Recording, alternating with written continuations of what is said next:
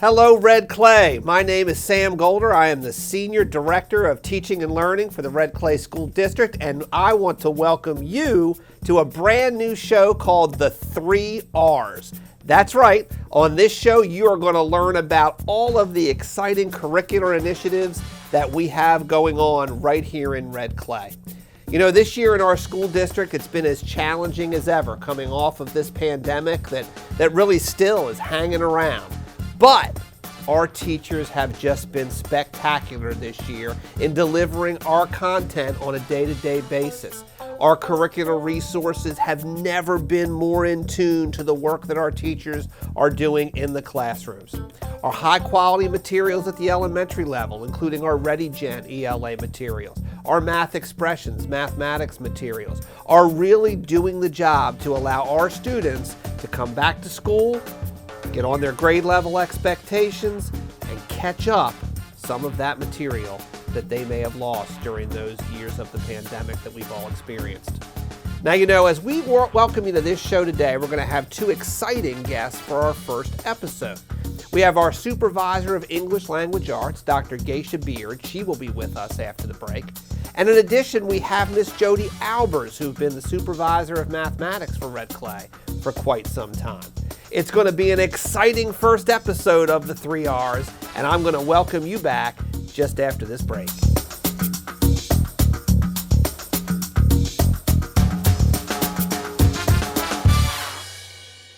Hello, everybody. Welcome back to the show. Sam Golder here, Senior Director of Teaching and Learning.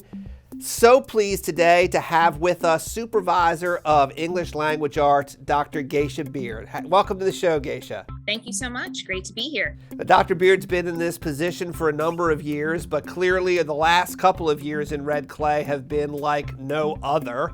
Like everyone else in the world, we're dealing with the pandemic and trying to keep kids up to snuff here with their education. So, you know, Geisha, I guess my first question for you really would be, what was important here coming back this year off of the pandemic? We have our core curriculum, but we also have small grouping. How do you put all that together to really have a strategy, I guess, coming back from what we've all been going through?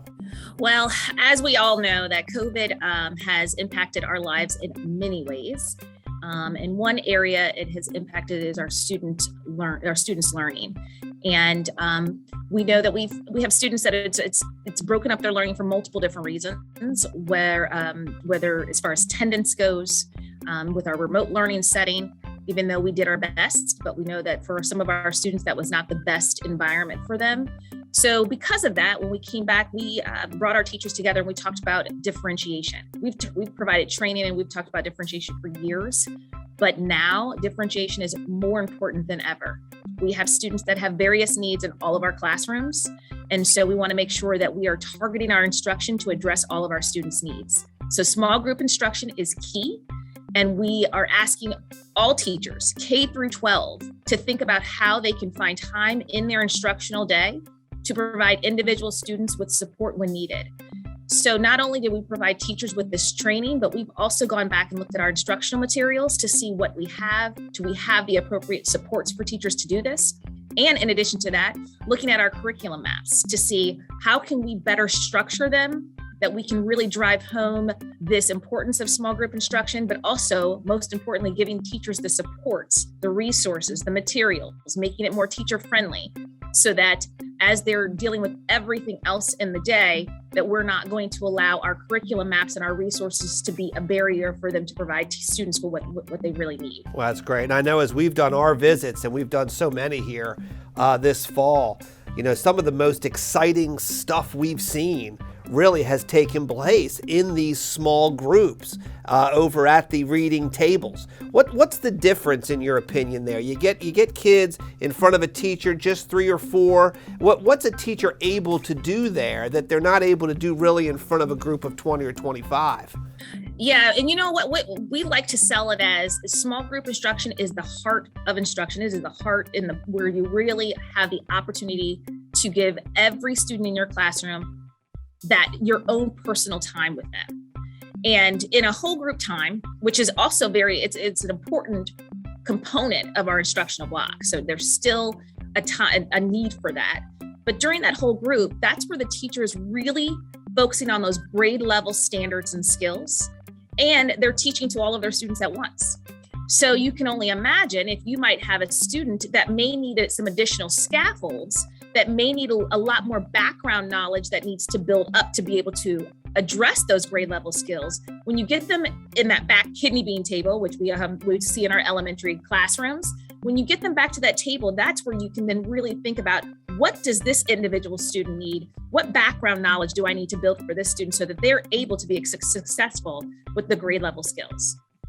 You know, there's a lot of talk about materials in Red Clay and what we use and what is, the best resources we can put in front of our students. We know that at the elementary level, we really are solid right now with our ReadyGen curriculum, and that's going to be with us for still some time before we sort of review that one again. But at the secondary level, we've got some new exciting things here on the way. I know we're working closely here on a pilot at the middle school level with the American Reading Company, ARC, and at the high school level, we're piloting the Odell curriculum. Can you talk a little bit about those two exciting new curricula and what's in store for our secondary learners? Yes, this is definitely something extremely exciting. We are ready to move forward with new curricula. Our current series that we're using is definitely dated. We've had it now for over a decade. And I would say grades 6 through 12, teachers are hungry for something new. We are also excited to get something that is more closely aligned with the standards. So we're not having to do a lot of in-house changes to make it sure that it's up to par and aligned with the standards. So in grades 6 through 8, we have a pilot going. The pilot has teachers in all of our middle schools so that we can make sure that we are addressing all student populations. And as you mentioned, the program is ARC, or it's American Reading Company, but we'll probably oftentimes hear us refer to it as ARC.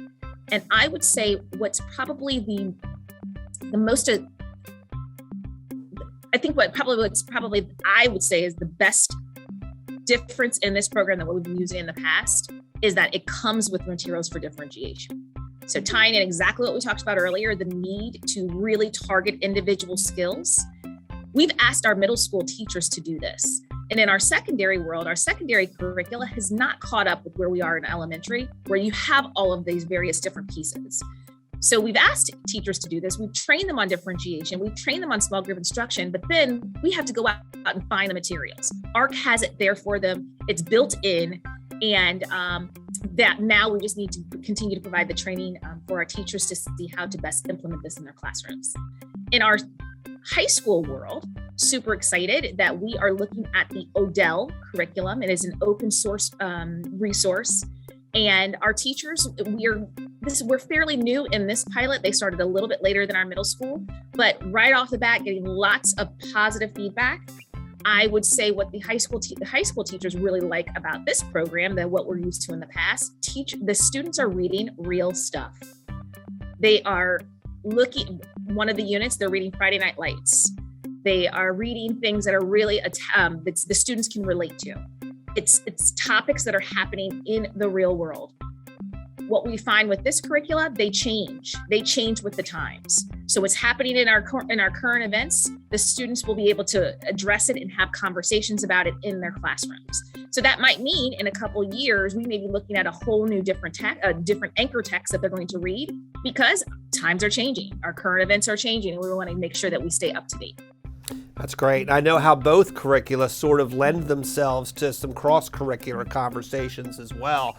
In the ARC curriculum, I was just looking at a slide deck from just yesterday where the middle school teachers were talking about a unit on westward expansion, for instance, just as the English curriculum sort of ties to the social studies curriculum. And Sam, that is extremely important. One of the things that we constantly talk about when we are looking at curriculum and just the overall program design is that our goal with our Common Core standards is to ensure that our students are college and career ready at the end of our program.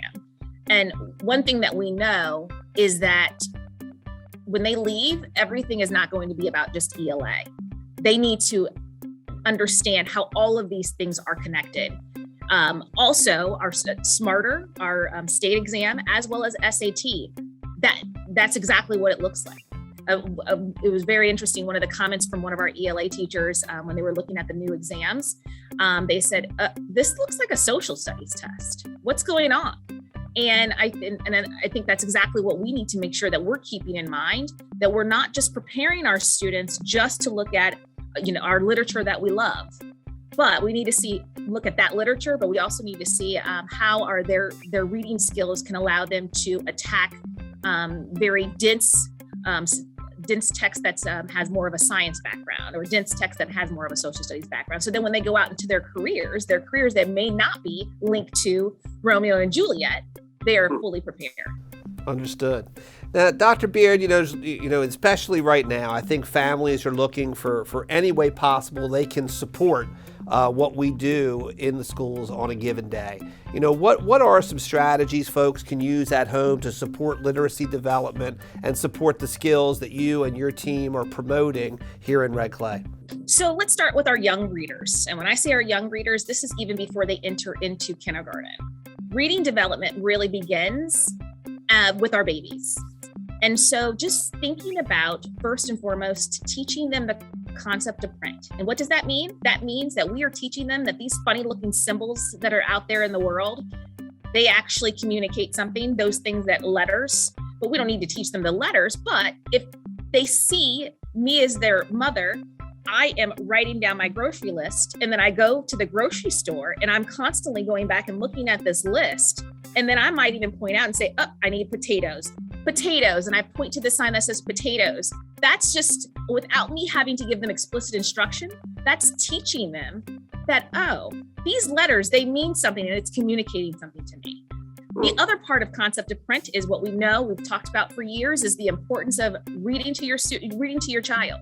And as you're reading, just pointing out some of these important skills. So when you're reading, you're pointing to the words, because for a child, the thing that they like to read are the pictures. So we want to make sure that they know that, yes, you can use the pictures to help you to understand a story, but we also use the words.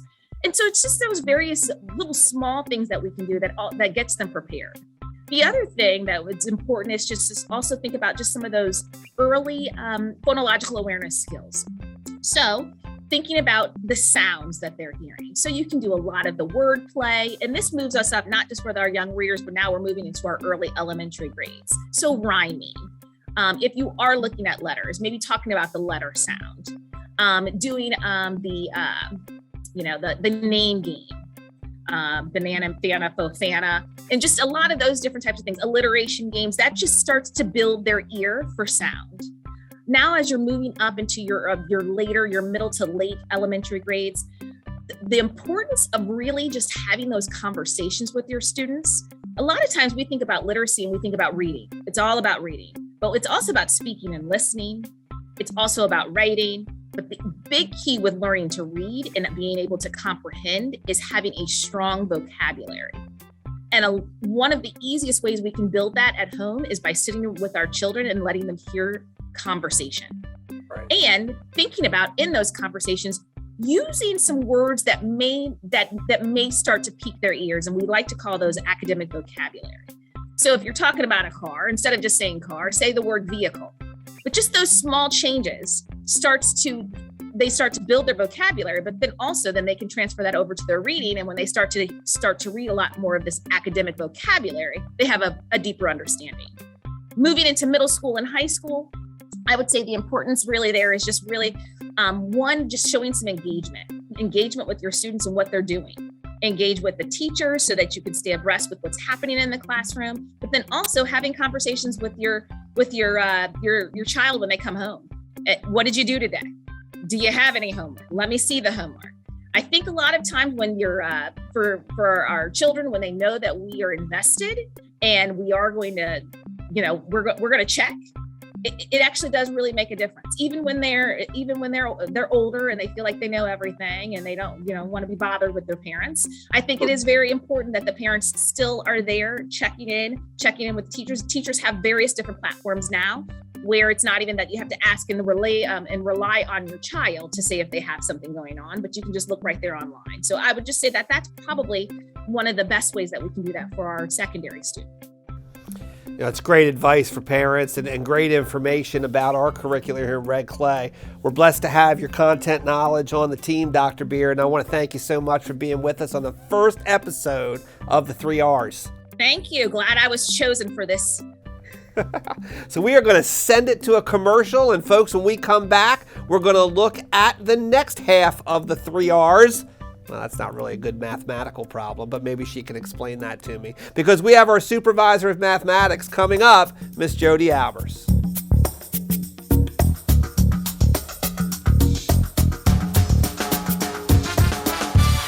How was school?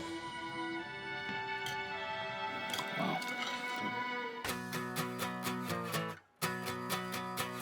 I'm so sick of 17. I'm over this teenage dream. If someone tells me one more time, enjoy your youth, I'm gonna cry. They say these are the golden years, but I wish I could disappear.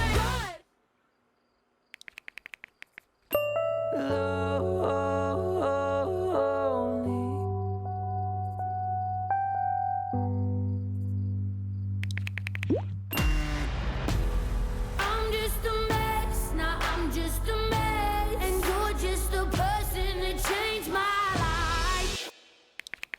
Good day in my mind, safe to take a step out. Yes, I'm in now, let's go edge out. Good morning. How are you feeling? I feel okay. Music can help you express how you're feeling. When you can't find the language, find the lyrics.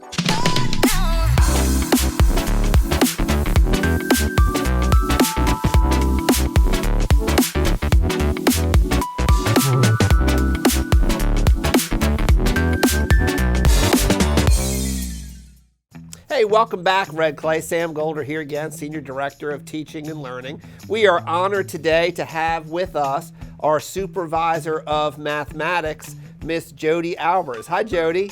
Hi, Sam. Thanks for inviting me today. We're so excited about our new show, the 3 R's, and one of the cool things about our department this year is that we have our curriculum team and our operations team operating right here under the same umbrella. And it's been real useful to us because experts in her field, like Miss Albers, can work with the operations team to ensure her mathematics goals match with the reality of what goes on at the schools each day. So it's been a great partnership with curriculum and operations this year, and we're just excited to have you with us here for our very first episode. Thanks, Sam. It's been so exciting. I will definitely share in your sentiment. So our first real question here to touch on then is, how for our families and really even for some staff, how is mathematics sort of set up in Red Clay from a K-12 continuum?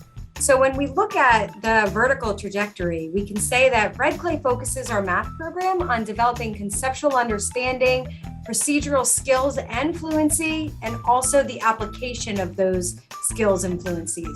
So our teachers will often engage our students in problem solving, explaining their thinking, justifying their answers, and questioning each other for clarity. Wow, that's great. And I tell you, it all starts off with our youngest learners, our folks at the K-2 level. And I know we use high quality instructional materials, our math expressions curriculum for K-5. But how do we sort of incorporate and initiate really our youngest learners into the conceptual in mathematics at that young age? We really spend our time in kindergarten through second grade focusing on numeracy and how students can be flexible with their numbers. So at home, Sam, families can support their students by counting things in everyday life. If you're driving in the car, start counting trees. If you're walking up steps, count the number of stairs you're walking up. Families can really take time together to count things all over their everyday life. They can also spend time practicing those addition and subtraction facts to 20. Playing board games are always a fun time for families, and card games too. If you grab a set of cards, you can always grab your card games and practice your numbers as well. I can tell you board games are popular in the Golder household. The only problem is everyone really likes to win in the Golder household. So sometimes the end of the evening you never know how that's going to go. But so we get through K-2, we're understanding numeracy, we're understanding counting, sort of what numbers mean, and then we kind of move up into late elementary school, that 3 to 5 range. What are some of the skill sets that are important there? Well, 3 to 5, we're going to continue counting, but now we're going to add parts of wholes to our counting. So we're going to add fractions and decimals.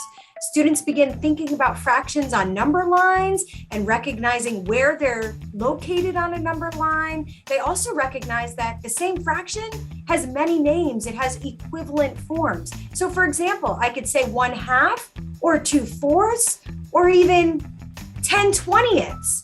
So there's a lot of different equivalent names for the same fractions.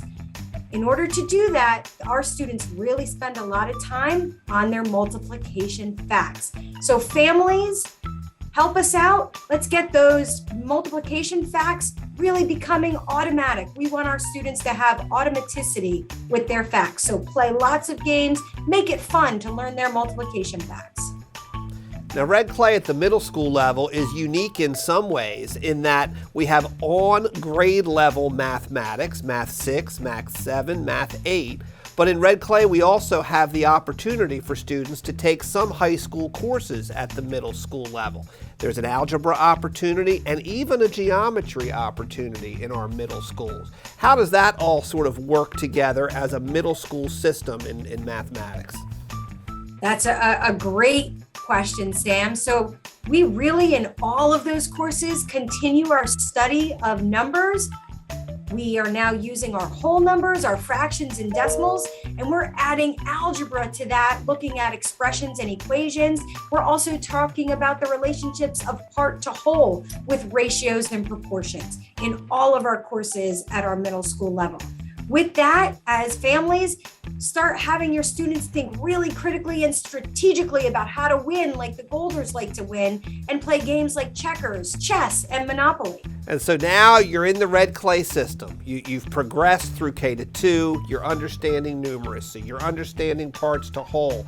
You've taken some more rigorous coursework at the middle school level with an even different curricula. Now you move into the high school where we're really hoping that we exit kids at graduation day in a situation where they are college and or career ready.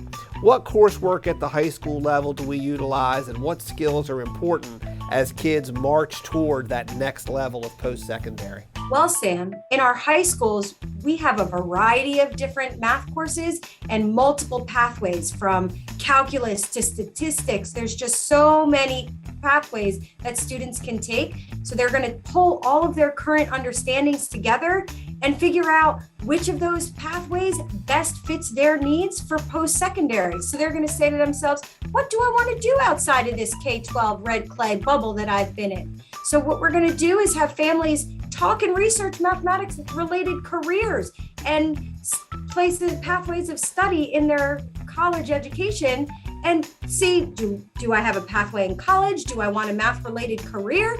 Plan your future. See which way you're going to go and pick your courses based on your best needs. And in high school, if I'm correct, Jody, it is 4 credits to graduate in mathematics. That's right. They need 4 years of math courses in order to graduate, and their 4th credit, Sam, has to be earned in their senior year. And of course, the SAT is a critical component of any student's high school career. And that test is given typically in the junior year. And certainly ELA and math are the 2 major components there. Absolutely. That's correct. We're going to really focus on what our students need to be successful in Red Clay in their high school careers and beyond. So Jody Albers, just one piece of what is just an unbelievably fabulous group of superstars in the teaching and learning office. And Jody, we certainly appreciate you giving us sort of this microscopic look into what mathematics looks like K-12 in Red Clay. Absolutely, Sam. It's been a pleasure joining you on your show. Thank you so much for having me today. We're going to have you back, Miss Albers. I look forward to it. All right, we're going to take a short break, and then when we come back, we're going to take a little bit of a deeper dive into some more work in the teaching and learning department.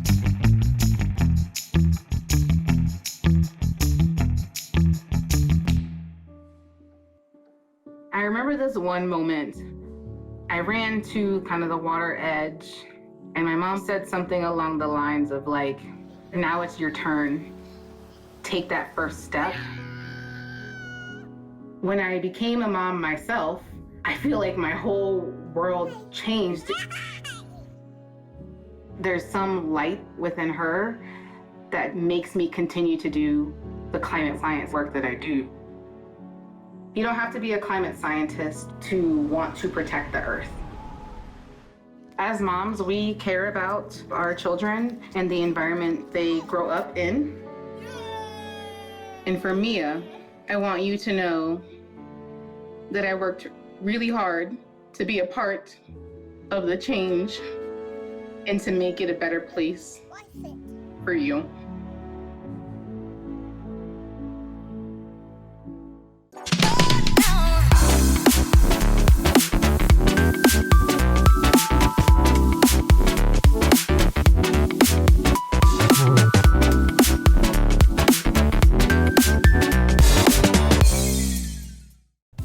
Hey, look, we want to thank you for joining us today. Some just phenomenal information from our supervisor of ELA, Dr. Geisha Beard, our supervisor of mathematics, Miss Jody Albers. I continue to be educated by these fine folks every day, and you are an important listener for us as we kick off this very exciting new show, The 3 R's. Thank you for being with us today, and be on the lookout the next several months as we roll out more initiatives that the Teaching and Learning Department are rolling out here in Red Clay. Thanks for joining us. Have a great day, Red Clay.